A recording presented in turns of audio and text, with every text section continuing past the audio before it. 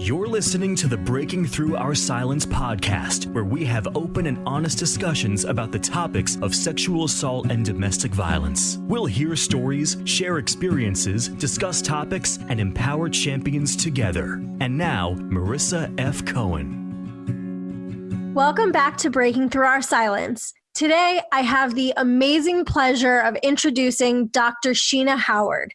Dr. Sheena Howard just recently put out an amazing fiction book about domestic violence in the LGBTQ community, and I'm so excited to talk about it. She is a game changer. She is so smart and such a champion. I'm so excited to talk to her today. Thank you so much, Sheena, for being here. Thank you. I'm excited to be here. Awesome. Okay, so let's get started. Tell us your truth. So for me, I entered into a relationship with a woman, and I had dated several women before I ended up in an abusive relationship with a woman. But for this particular relationship, it was a time where I really wanted to be in a serious, committed relationship. And I was ready to kind of settle down and stop playing around and just be in a serious relationship. And so I met this woman, and at the beginning it was really amazing. The whole honeymoon phase, everything's great. I remember one of our friends commented that, you guys never seem to argue. So this was probably 7 months into the relationship. And of course I fell in love, and I thought that this was quote unquote my person. And I had already to myself said, okay, this is the person, I'm going to try to make this relationship work, because I hadn't really had a long-term relationship with a woman before, something that was serious. So I had committed to myself that I want to make this relationship work with this person. And at the beginning, after emotions were already involved and I was already in love with this person, I ignored small signs that now I know are signs of an abuser. But, small things like putting rifts between my friends and I, putting rifts between family members who I was closest to and had strong relationships with.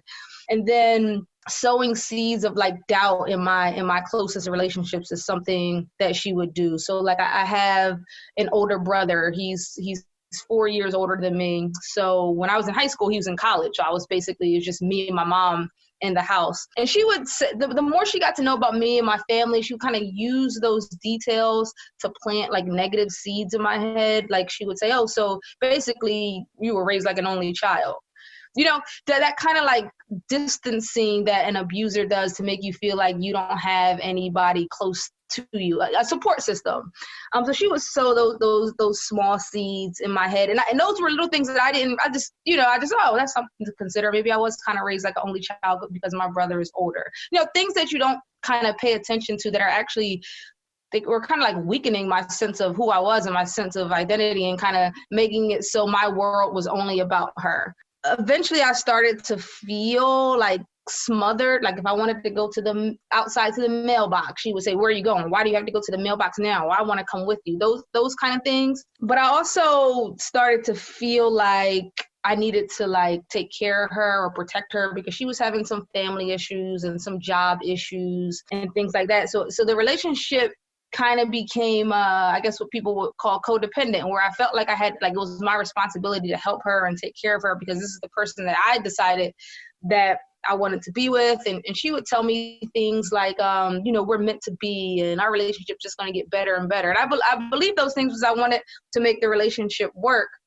But eventually that mental abuse turned into verbal abuse, her calling me names, telling me I had mental health disorders, and all types of things that she would just make up as a way to kind of chip away at my self-esteem. And as somebody in a relationship with someone you love, you don't think that this person is doing anything sinister, right? You don't assume that somebody is attacking you or trying to abuse you in those ways. And for me, as she began with physical abuse, things like trapping me in the house, not letting me leave, standing in front of the door, tackling me, those kind of things, I didn't really see those things as domestic abuse. For me, I didn't have like a mental template for that. I feel like one of the important things I learned in my experience is that, we're trained to think of abuse as men abuse women, right? That's what we're trained to believe and understand. So when you're in a relationship with someone of the same sex, for me, at least for me, it was harder to identify that, wow, this is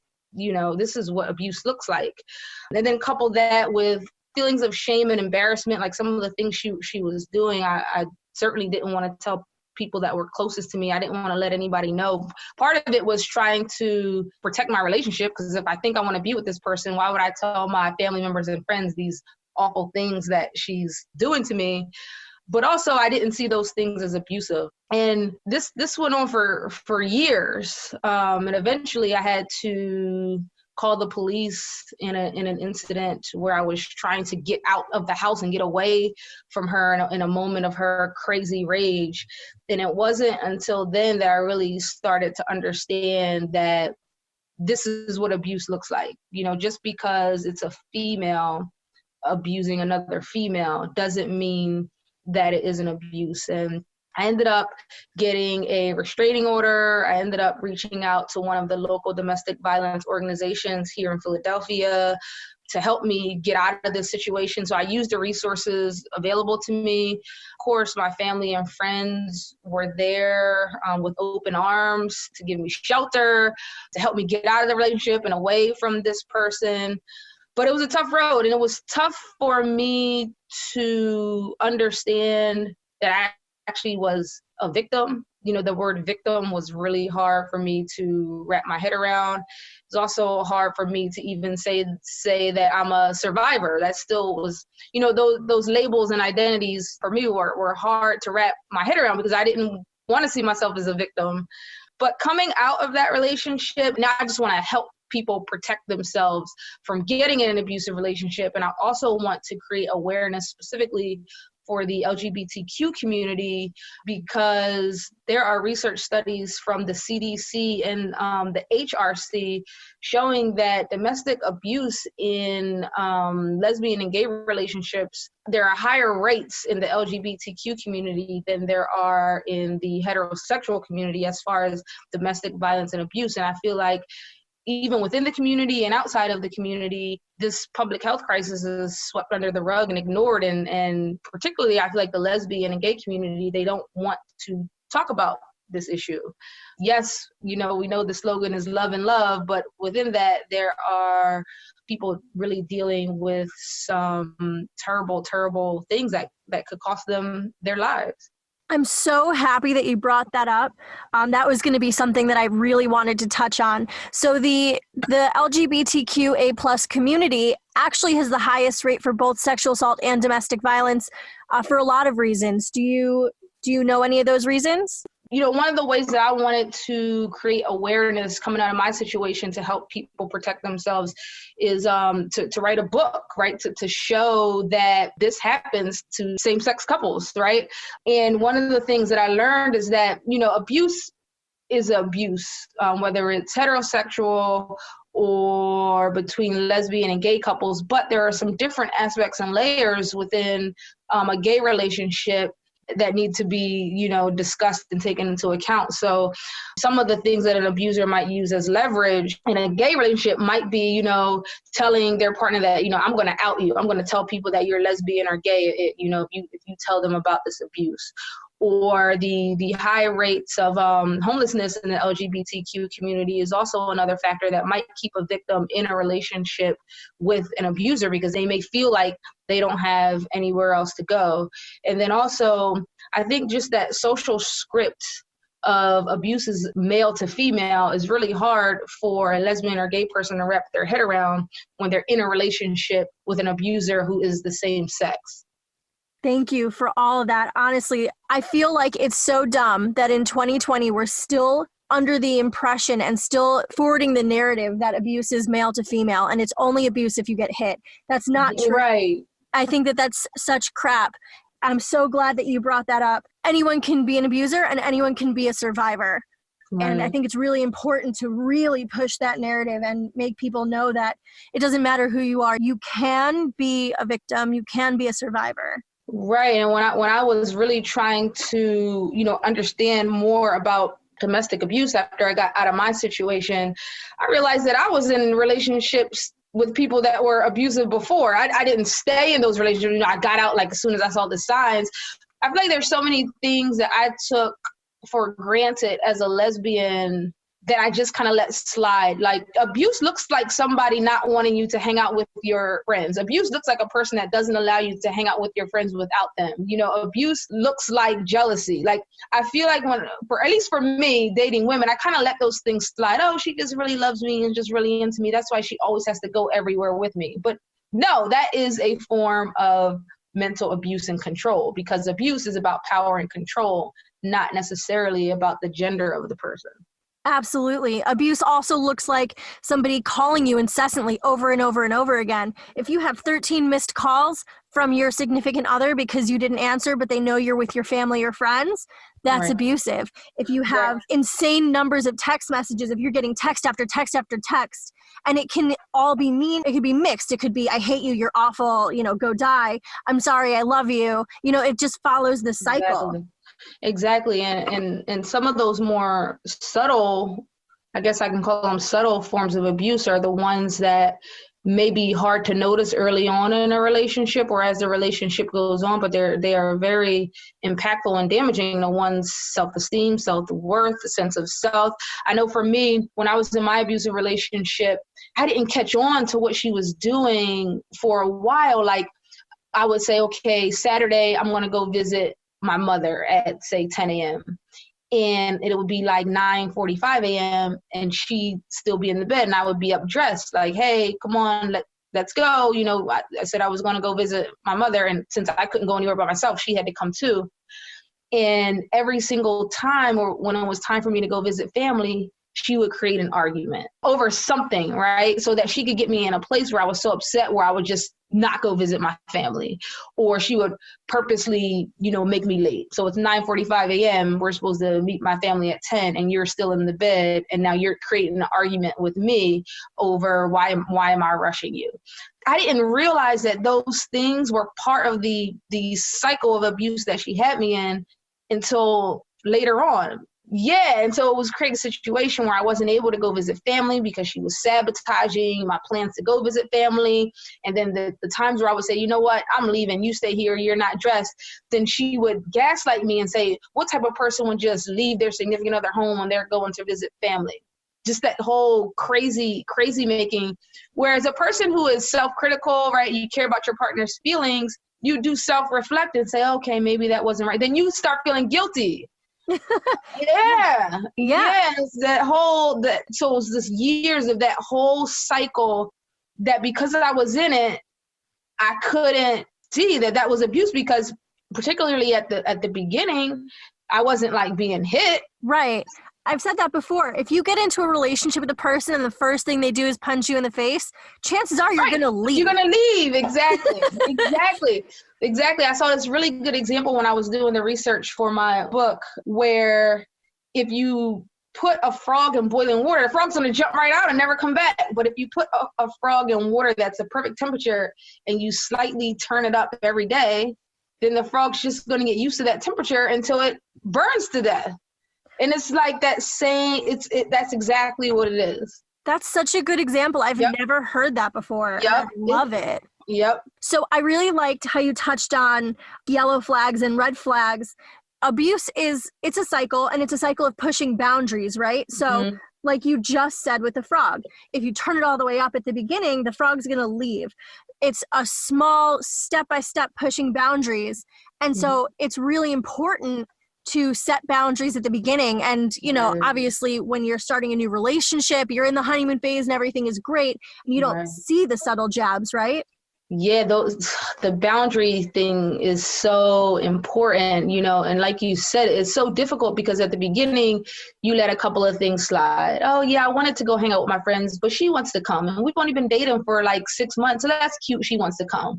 You don't think that, no, that's a form of control, because if you tell her that she can't come, she's going to have a fit and it's going to be an argument. So you don't, even that anxiety that you're feeling to tell your partner that you want to go hang out with friends, that's that mental, that cycle that you're getting into, which is really tough to recognize when you're in that honeymoon phase. I will maintain this forever. I think physical abuse is awful. Getting punched, getting hit, anything. The whole thing is awful. But Right. Psychological abuse and verbal abuse stay with you.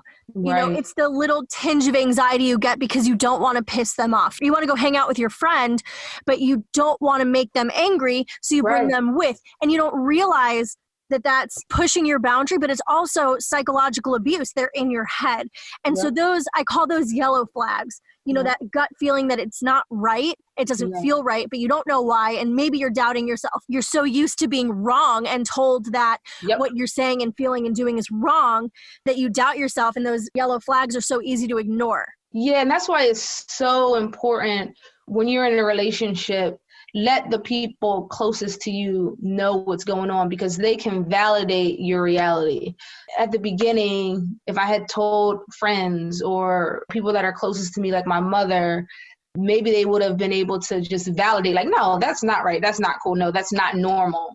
But instead, we keep our relationship behind closed doors because we feel embarrassed or we don't want to make this person look bad. And so they're the ones that get to validate the narrative, and they're validating a narrative that is totally outside of reality. Right. I'm so glad you said that. Thank you. So tell us about your book. I'm so excited to hear about it. Thank you so much. Yeah, so, I guess a lot of people, when they come out of an abusive relationship, we want to help. We want to help protect people from going through what we went through. And so for me, I just realized that particularly in the lesbian community, we don't talk about domestic abuse. We don't talk about these yellow and red flags that seem to be normal in same-sex relationships that are actually forms of abuse. And so for me, I wrote the fiction novel Nina's Whisper to, one, bring awareness to same-sex domestic abuse, because it's a story about one woman's journey to triumph over domestic abuse at the hands of another woman. And some of the abuse, there's a little bit of physical abuse, but the focus of the book is on psychological and mental abuse, and also understanding the narrator's thought process in trying to dissect all of these instances of abuse that she's facing, but that she doesn't know is abuse. For someone who's come out of an abusive relationship, you understand kind of the cycle. So you can understand, Nina is the main character's name. You can understand Nina's self-reflection, how her self-esteem is being broken down. But ultimately, at the end, you're rooting for Nina to save herself. Without giving away too much of the book, it came out in this past April 2020. And I'm also doing a graphic novel adaptation of the book, which will be out April 2021, because I think it's so important to show. We need visual representation of same-sex domestic abuse, right? If we can see it, then we're closer to understanding that this is a public health crisis for LGBTQ people as well as heterosexual people. If we don't see it, it's harder for us to recognize when we are in these types of abusive situations. I agree. It humanizes it when you put a face to it. Exactly. Also, I hope the book shows that abuse is abuse, whether it's male to female, female to female, male to male. Abuse is abuse. The playbook that abusers use are the same. Right. 100%. Thank you. Mm-hmm. So where can we buy your book? So Nina's Whisper is available pretty much wherever they sell books. The easiest might be Amazon. It's available on Audible, so you can listen to it if you prefer audiobooks. It's available as an ebook if you prefer Kindle and reading on your tablet. And it's available as a paperback if you still like those hard copies. And you can get it on websites like Barnes & Noble and Books A Million, but the easiest place will probably be Amazon. And sometimes I run deals on Amazon too with price drops. Oh, that's awesome. Do you have any social media pages that we could follow? I sure do. So I have a Facebook fan page that is Dr. Sheena Howard. I have a Twitter account that is Dr. Sheena Howard, Dr. DR. And I have an Instagram page that is Dr. Sheena Howard. I really like Twitter. That's my favorite medium. So please interact with me on Twitter. Okay. Then my website is www.sheenachoward.com. Perfect. Thank you so much. Do you have any advice for members of the LGBTQ community that might have found themselves in abusive situations? So if you feel like you are in an abusive relationship right now, or if something's just not sitting right with you in this relationship, one of the things that I think is important is if you feel like you're starting to dislike yourself, you're in a relationship, you feel like you're starting to dislike yourself, you feel like you're being smothered, you feel like your close relationships with people have deteriorated since you've been in this relationship, the first thing I would recommend is to talk to somebody, whether it's the National Domestic Abuse Hotline or it's a close family friend or family member. Talk to someone. Have someone else validate your experience and what you're going through. Of course, if there's physical abuse, reach out to your local domestic abuse organization in your county, in your city, or the National Domestic Violence Hotline. And yeah, that would be just know that you're not alone, and there are resources and there are people that love you and care about you that you can talk to. Do not feel embarrassed.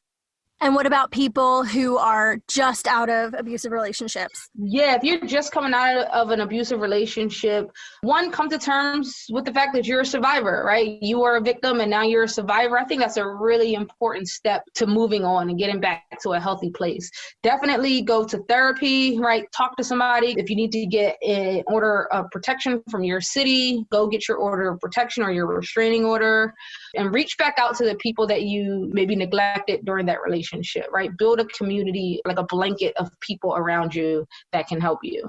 Chances are when you share your story, people are going to share back.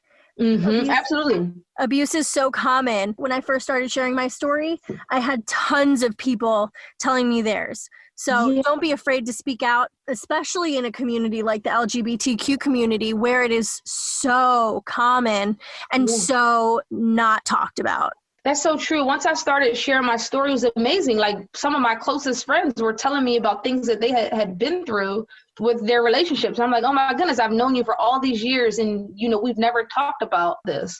So I think that's so true. Once you start sharing your story, I think people will share their story with you and you'll build that blanket, that community around you. Thank you so much for joining us today, Sheena. Oh my gosh, you're a wealth of amazing information, and I cannot wait to read your book. I'm so Thank you. I really appreciate that, and let me know what you think about it.